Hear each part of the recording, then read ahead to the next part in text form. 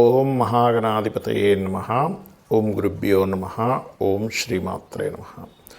పరమేశ్వర స్వరూపమైనటువంటి జ్యోతిష, వాస్తు మరియు ఇతర అనేకమైనటువంటి శాస్త్రములను మనకు అందించినటువంటి మహర్షులకి నమస్కారం. హయగ్రీవ హయగ్రీవ హయగ్రీవేతి వదేత్ తస్య నిస్సరతే వాణి జహ్నుకన్యా ప్రవాహవత్. అరుణాం కరుణాతరంగితాక్షీం ధృతపాశాంకుశపుష్పబాణచాపాం అనిమాదిభిరావృతాం మయూకైః అహమిత్యేవ విభావయే భవానీం. శ్రీమాత్రే నమః. ప్రేక్షకులకి ఆ లలితాంబిక అమ్మవారి యొక్క అనుగ్రహం పరిపూర్ణంగా కలగాలని మనస్ఫూర్తిగా కోరుకుంటూ మనం ఈరోజు చెప్పుకోబోయేటువంటి టాపిక్ ఏమిటి? మనం ఎన్నో కష్టాలు పడుతూ ఉంటాం. అప్పులు,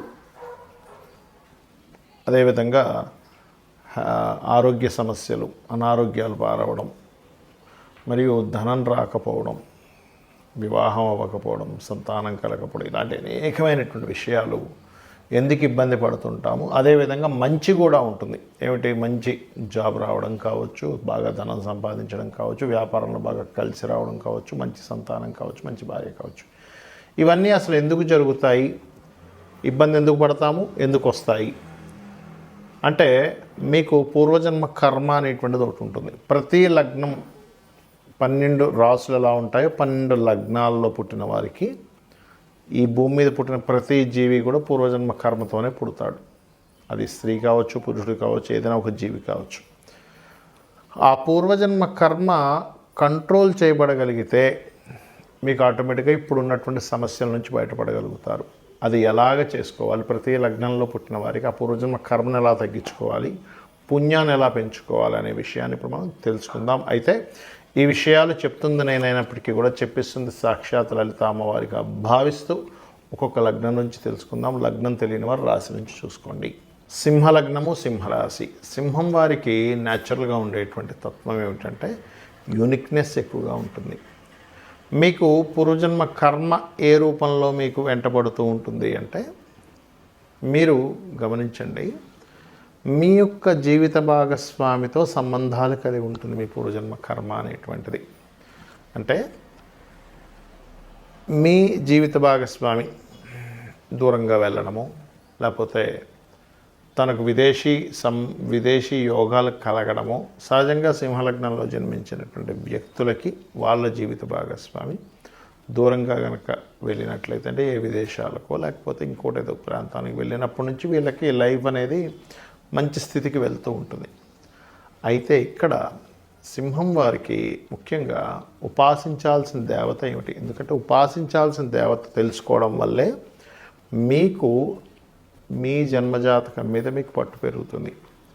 అంటే మీరు ఏదైతే సంకల్పం అనుకుంటారో, మీ సంకల్పం వల్ల అది ఈశ్వర సంకల్పంగా మారి మీరు చేయగలుగుతూ ఉంటారు.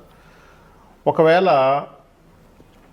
గ్రహం గనక 6వ స్థానంలో ఉండే గ్రహాలు లేదా మీకు 11వ స్థానంలో ఉండే గ్రహాలు కనుక పాడై ఉన్నట్లయితే అది పూర్వజన్మ కర్మను మరింత ఎక్కువగా పెంచుతూ ఉంటుంది. అంటే ఎలాగా? మీరు 2 రాసుల్లో ఉండే గ్రహాలు పాడయ్యే సింహలగ్నం వారికి ఉదాహరణకి, వాళ్ళు అప్పుడు అప్పులు చేసి బిజినెస్ చేసి ఇబ్బంది పడుతూ ఉంటారు. కాబట్టి శనిలో బుధుడు వచ్చినా, బుధుల్లో శని వచ్చినా, ఆ గ్రహాలు పాడైనా కాస్త జాగ్రత్తగా ఉండండి మీరు. అయితే ఆ గ్రహాల యొక్క స్థితిగతులు బాగున్నాయి, నీచభంగ రాజయోగాలు ఏర్పడ్డాయి అన్నప్పుడు వేరు. మళ్ళీ పూర్తిగా జాతకాన్ని పూర్తిగా పరిశీలన చేసి మాట్లాడుకోవాలి ఎప్పుడు కూడా. మీరు యూనిక్నెస్ ఎక్కువ ఉంటుందని చెప్పుకున్నాము. అయితే మీరు ఎక్కువగా ఈ జీవిత భాగస్వామిని ఎంపిక చేసుకునే విషయంలో, లేదా జీవిత భాగస్వామి ద్వారా, లేదా పార్ట్నర్స్ ద్వారా, బుధుడు కూడా పాడైతే పార్ట్నర్స్ చేసే బిజినెస్ ద్వారా కూడా మీరు పూర్వజన్మ కర్మ అనేది ఎంటర్ అయిపోయి ఆ పరంగా సఫర్ అవుతూ ఉంటారు. మరి దాని నుంచి ఎలా తప్పించుకోవాలంటే, ముఖ్యంగా మీరు నువ్వులు, పెసలు దానంగా ఇవ్వండి. లేదా మీ లగ్నం నుంచి 6వ స్థానంలోని లేదా 11వ స్థానంలో, మీ లగ్నం సింహలగ్నం కదా, 6వ స్థానం అంటే మకరంలో ఉండే గ్రహాలకి, మిథునంలో ఉండే గ్రహాల్లో, అంటే మకరంలో ఉండే గ్రహాలు ఏవైతే ఉంటాయో వాటికి సంబంధించిన దానం కానీ, మిథున రాశిలో మీ లగ్నం నుంచి 11వ రాశిలో ఉండే గ్రహాలకు సంబంధించింది కానీ దానం ఇవ్వండి. అది మీకు ఎండింగ్లో చెప్తా ఏ దానాలు ఇవ్వాలనేది. అలాగే మీరు ఎక్కువగా ఆరాధన చేయవలసినటువంటిది దక్షిణామూర్తి, దత్తాత్రేయుడు, నరసింహస్వామి యొక్క ఆరాధన చేయండి, అన్ని విధాలా మీకు బాగుంటుంది. ఉదాహరణకి మీకు ఏ దానాలు ఇవ్వాలో చెప్తానని చెప్పాను కాబట్టి, రవి గనక ఉన్నాడు మీకు 6వ స్థానంలో, లేదు మీకు ఇప్పుడు దాకా చెప్పినటువంటి పూర్వజన్మ కర్మ ఏ రాసుల్లో ఉండే గ్రహాలని చెప్పాను కదా, ఆ రకంగా రవి గనక ఉన్నట్లయితే గోధుమలు దానంగా ఇవ్వండి. సూర్యభగవానుడి దగ్గర దీపారాధన చేయండి, లేదా సూర్యభగవానుడికి అర్ఘ్యం వదలండి.